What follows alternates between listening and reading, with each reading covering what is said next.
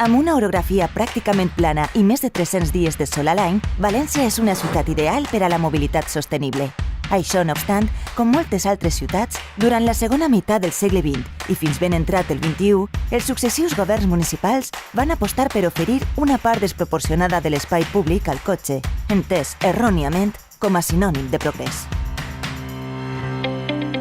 Corregir eixe desajust era un repte ineludible, però requeria mesures valentes i decidides, i en eixa línia es va plantejar i es va executar a principi de l'any 2017 l'Anell Ciclista de València.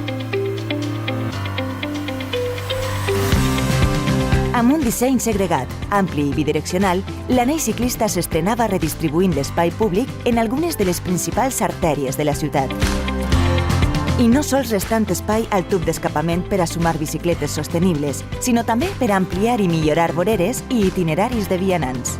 Així, amb l'anell han arribat nous passos zebra, més espais de sociabilitat, nous aparcaments de motos en calçada per a llevar-les de les voreres, segregacions per a fer respectar també la prioritat del transport públic i, per descomptat, moltes bicis.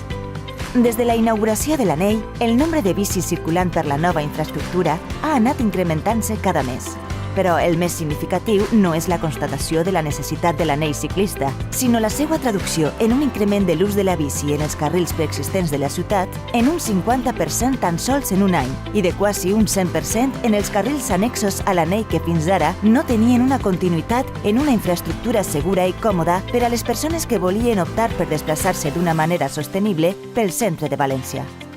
Si a això afegim que el nombre de vehicles motoritzats que es desplacen per esta ronda interior de la ciutat s'ha reduït gradualment al voltant d'un 15%, només podem concloure que l'aposta per infraestructures que faciliten la mobilitat sostenible i afavoreixen la salut i la qualitat de vida a les nostres ciutats, com l'anell ciclista de València,